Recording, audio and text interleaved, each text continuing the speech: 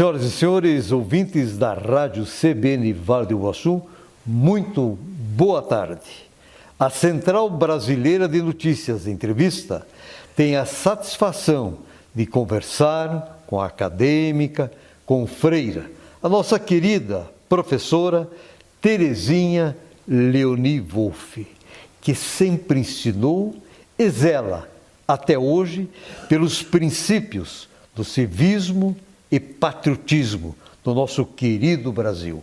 Portanto, a considero um verdadeiro soldado que luta por um Brasil digno e justo. Minha querida acadêmica, confreira, professora Terezinha, que alegria conversar com a senhora e seja muito bem-vinda à CBN Entrevista. Afinal, um dia especial, 25 de agosto, Dia do Soldado. Professor Aloísio, muito obrigada pela sua atenção, por todos os elogios feitos e uma boa tarde para a CBN Vale do Iguaçu. Minha querida professora, porque essa foi minha professora, isso eu falo com muito orgulho, então, do pouco que a senhora percebe que eu realmente consegui captar da sua sabedoria, a gente procura colocá-la em prática. E pensei, quem realmente que eu vejo como um soldado brasileiro? E lembrei da senhora. Então, o que é ser um soldado? O que é um soldado, na sua opinião, professora Terezinha? Bom, etimologicamente, a palavra soldado vem de soldo. Soldo era o pagamento que na antiga Roma se fazia com uma moeda de ouro, né, para aqueles que cuidavam da segurança de uma cidade. Então, veio a palavra soldado, que até hoje nós aplicamos àqueles que são militares, de um modo geral, e que recebem um soldo. Às vezes é um trabalho que é, como no caso do Exército, eles têm a obrigação de se alistarem quando chega a uma certa idade, tudo previsto pelos estatutos, né, pelas leis brasileiras, e eles entram no batalhão. Hoje parece que até eles têm opção de entrar ou não, mas ele tem que se alistar, tem que ter aquele compromisso, porque ali ele vai garantir o seu direito à cidadania. E também porque a escola militar dentro do Exército é muito importante. Nós aqui na nossa cidade já tivemos muitas vezes, agora já eu acho que até não é tão frequente, mas havia até um processo de alfabetização do jovem que entrasse, porque ele vinha sem saber ler ou escrever, mal e mal assinando o seu nome. E eu tive a oportunidade de trabalhar quando existia a 5ª série. Eu trabalhei no Grupo Escolar Professor Serapião com uma turma de soldados que estava ingressa ao ginásio naquela época. E era uma 5ª série do 1º grau, né? Que hoje são 8 séries do 1º grau. Eu estou aposentada desde 83, professor, então às vezes a gente até se perde um pouco. Às vezes até se perde um pouco. Mas nessa ocasião que eu trabalhei com aquele grupo de soldados do 5º Batalhão de Engenharia, foi uma coisa muito, muito gratificante. Eles eram inteligentes, mas eles eram muito atenciosos, eles prestavam atenção nas aulas e durante a noite, porque durante o dia eles estavam fazendo o período de trabalho deles no 5º BE. E à noite eles iam para a escola Professor Serapião. Então, eu tenho uma certa experiência com a alfabetização e preparo dos soldados assim para ingressarem num curso maior. Embora nós desde 1992, nós tenhamos aqui mulheres também dentro do 5º Batalhão de Engenharia, mas naquela época nós tivemos até professoras que iam até o 5º Batalhão e davam aulas lá. A Irene Rucinski, nossa confrade, ela foi uma pessoa das primeiras ali que trabalhou com essa parte da educação no 5º Batalhão de Engenharia.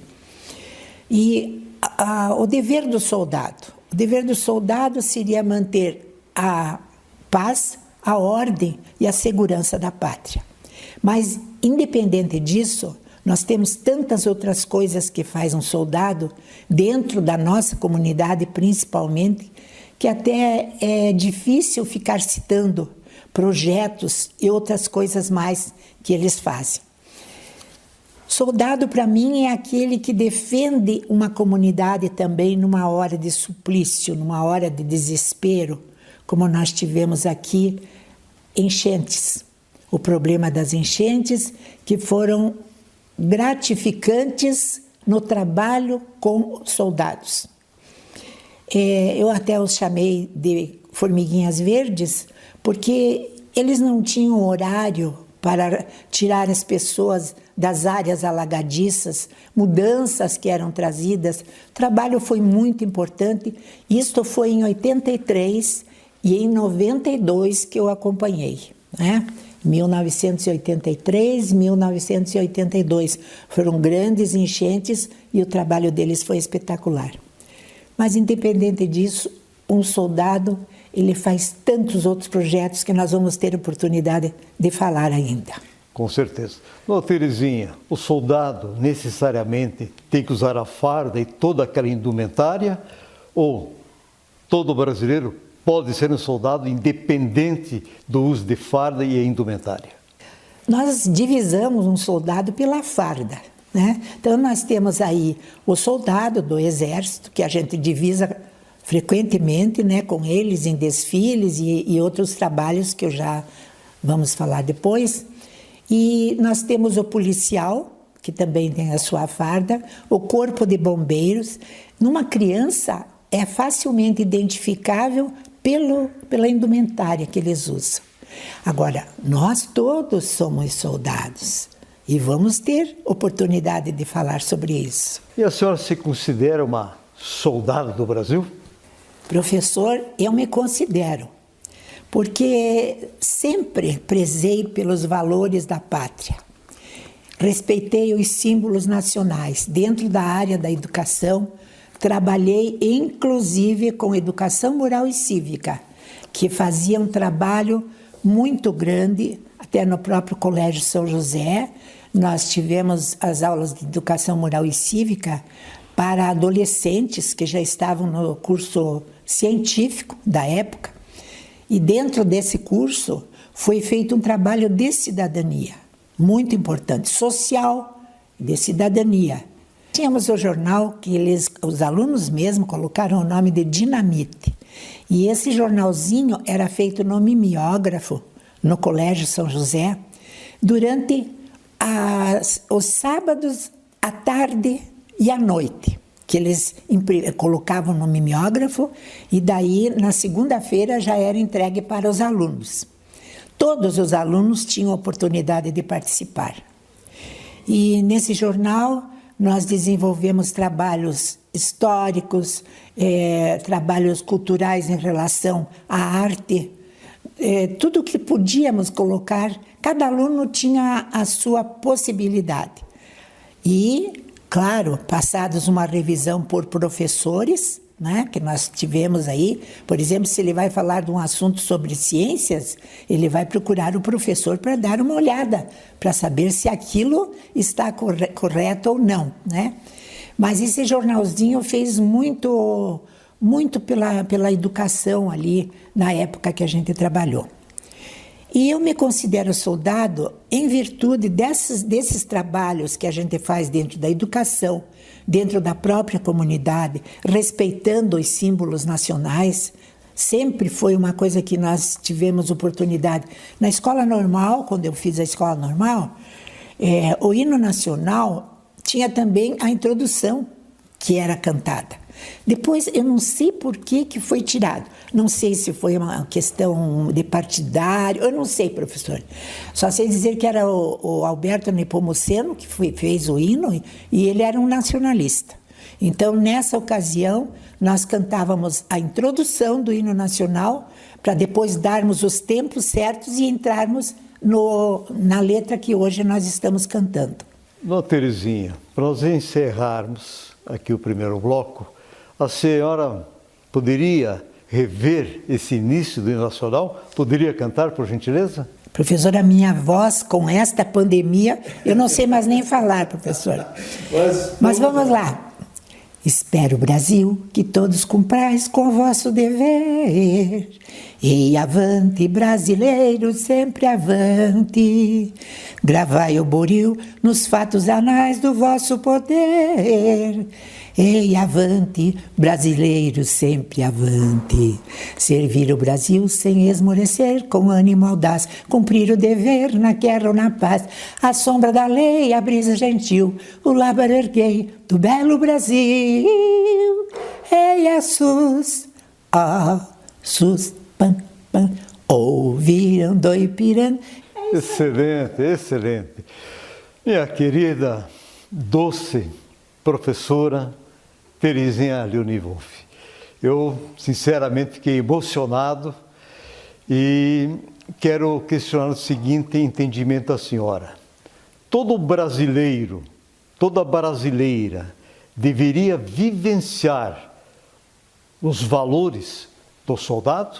É certo, professor, ter os valores que tem um soldado, né? Além de todas as suas atribuições, numa situação mais complicada de guerra, ele defende a pátria, né?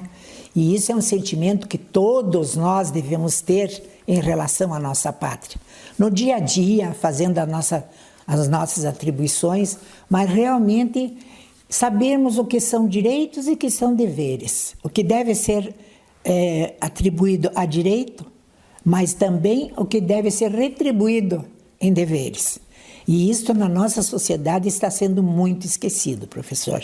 Não sei se é a falta de tempo, se problema da educação, porque eu sempre falo que o primórdio de tudo isto é a educação. A educação que vem de casa, a educação que vem da escola, a educação que vem de uma comunidade, porque, de um modo geral, se reflete numa cultura, essa educação recebida. E nós vamos ter a cultura que seria uma retribuição daquilo que recebemos dentro do lar e dentro da escola. Então, todo o cidadão brasileiro ou brasileira deveria ter valores recebidos pelo soldado e praticados por ele. Veja que nós temos hoje mulheres dentro do Exército. E desde 1992 que elas começaram a entrar. Mas a presença da mulher é muito antiga em relação àquele sentimento de cumprimento do dever. Maria Quitéria, que foi um baluarte dentro daqueles primórdios da independência, das lutas que saíram. Maria Quitéria. E tem outras tantas mais, né? Mas qualquer pessoa dentro da sua profissão, do dia a dia, tem que respeitar aquilo que nós chamamos deveres e direitos, que é um duo que se completa na vida de qualquer pessoa. Eu, por exemplo, penso que ser um cidadão e ser um soldado é aquilo que nós temos em relação à nossa comunidade, a sociedade onde vivemos. Nós pagamos impostos, né? Nós sabemos que andar numa calçada exige uma calçada boa para caminhar. Então, são direitos que nós temos, mas, em compensação, são deveres que nós temos de manter essa calçada, se ela está colocada em ordem, de mantê-la sempre em ordem. Então, são direitos e deveres que se vão e vêm. Professora Terezinha, até hoje, somente um soldado recebeu o título de duque. O que a senhora tem a dizer a respeito deste título e desse soldado? Duque de Caxias. Duque de Caxias, o Luiz Alves de Lima e Silva, que é o patrono do Exército Brasileiro, é também chamado o Pacificador. Luiz Alves de Lima e Silva, ele foi um herói em todas as batalhas da Cisplatina e recebeu merecidamente o título de duque, que era um título nobresco, de Dom Pedro II. E os seus comandados sempre o chamaram de pacificador, né? O Duque de Caxias, o pacificador. O que dizer, na sua opinião, sobre ordem e progresso? O lema da nossa bandeira, ordem e progresso, mas vem uma adaptação do positivismo do Augusto Comte, e onde se lia o amor por princípio, a ordem por base e o progresso por fim. Essa adaptação gerou ordem e progresso da nossa bandeira. E nós temos que pensar muito nisso, porque não só respeitando a bandeira, mas aquele símbolo que está escrito ali. Porque se não houver ordem, seja dentro de uma casa, seja em qualquer lugar, se nós estamos fazendo alguma coisa por alguém, tem que ter ordem para depois esperar uma retribuição no progresso. Com certeza. Como é importante o cidadão, a cidadã ser disciplinada para que possamos ter o desenvolvimento do nosso querido Brasil. Sim. Dona Terezinha, nós temos aqui em Porto União, na Vitória, uma lembrança espetacular e de toda a região da Força Expedicionária Brasileira. E nossos pracinhas realmente defenderam o Brasil. Alguns lá na Itália, no campo de batalha. Outros dentro de uma logística na segurança nacional. E aí nós vamos encontrar mulheres, homens que realmente cumpriram o seu dever de cidadão brasileiro, de alguém que deixou tudo, né, em amor à nossa pátria, exatamente, e em nome da democracia, foi defender as cores daquilo que dá dignidade de vida ao cidadão do mundo. Por gentileza, o que dizer dos nossos pracinhas? Professor, eu tinha 10 anos, já nessa faixa de idade que eu estava, quando houve a Segunda Guerra Mundial e as nossas forças expedicionárias partiram com destino à Itália, né? Daqui do Colégio São José, eu lembro que saíram o Gastão Dodeu, saiu o Udo Grotti, o Eli Marés de Souza, o Domingos Pimpão, que eram alunos ali do Colégio São José e foram levados até a Estação União para pegar o trem com destino a São Paulo e depois então irem para a Itália. E acompanhando esses alunos foi o Frei Libório, que era o diretor do colégio, e uma banda do Colégio São José. Então, além dos familiares, dos amigos, ainda mais a presença de um diretor de escola foi uma coisa maravilhosa e nunca esquecida. Saíram em ritmo de marcha do colégio até a estação. Até a estação e depois, então, eles pegaram o trem na estação, né? Nessa época, professor, eu particularmente tenho assim uma presença muito importante que é do Ivani Osório Wolff, que era uma pessoa de Lages, que veio para o batalhão para ser expedicionário, né, da Força Expedicionária, e ele aumentou a idade em 1 ano. Foi voluntário? Voluntário. Ele tinha 17 anos, precisou aumentar a idade para poder entrar na Força Expedicionária Brasileira. E ainda, uma coisa muito interessante que aconteceu foi o casamento dele, que surgiu em virtude dele vir para cá, né? Quando foi para a Itália, já era o namorado da noiva, da esposa dele, que os dois já são falecidos, né? E nesse período eu vi muita coisa assim, por exemplo, de lá da Itália eles pediam meias de lã, eles pediam chocolate, eles pediam cigarro. E as mães, as esposas, as noivas que tinham por aqui mandavam para eles, né? Então, através do 5º Batalhão de Engenharia, que estava ainda com pouco tempo de vida aqui na nossa cidade. Também nós tivemos aqui 2 mortes que foram em campo de batalha, uma das quais é do Edmundo Arrabar, que hoje dá o nome na rua onde está o 5º Batalhão. Nós temos ali também na quadra do 5º Batalhão de Engenharia, quando foi comandante o Coronel Franco Azevedo, um monumento que diz o nome de todos aqueles expedicionários que foram para a Itália.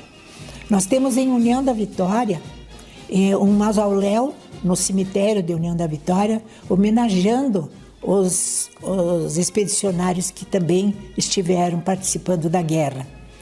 Veja que eram 1.542 os expedicionários de Santa Catarina e eram 946 os do Paraná. E como nós somos uma cidade limítrofe, aqui aportaram paranaenses e catarinenses para partirem para a Itália, né?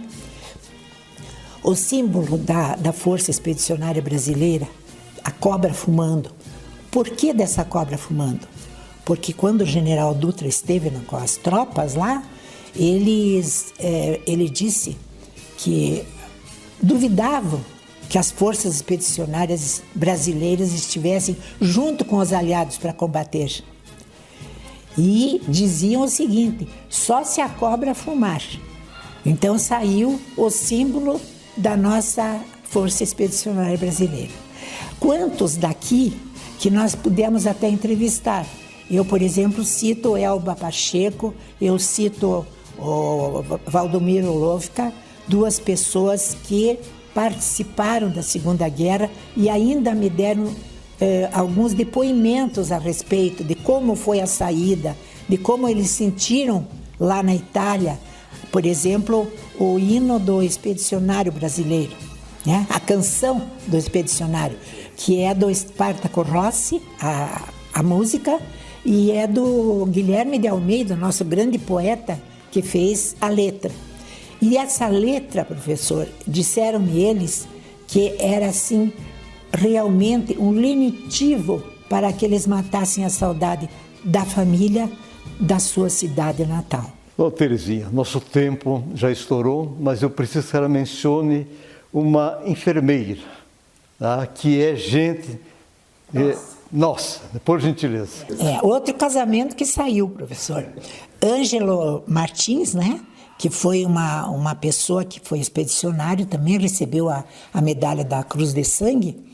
Ele, no Rio de Janeiro, quando chegou, que foi hospitalizado, tinha lá uma enfermeira que era da família Castelo Branco, a Isabel, e a Isabel cuidou dele, do Ângelo. Aí, então, eles resolveram casar.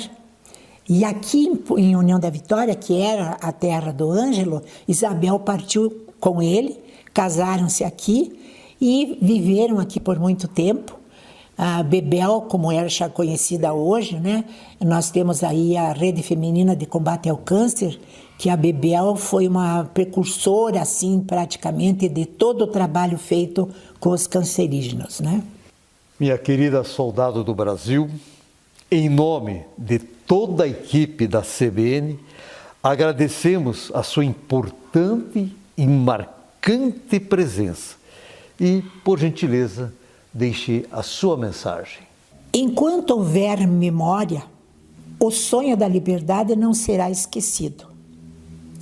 Por isso, todas as datas comemorativas que realmente merecem alguma importância dentro da nossa história devem ser como uma chama, sempre apreendidos e lembrados. fatos e feitos. Queremos agradecer e parabenizar todos os soldados do Brasil, com farda e sem farda. O Brasil precisa de pessoas como você para alcançarmos a dignidade e a justiça para os brasileiros. CBN Entrevista retorna quarta-feira que vem, às 14h30, com um novo convidado. Até lá, amigos.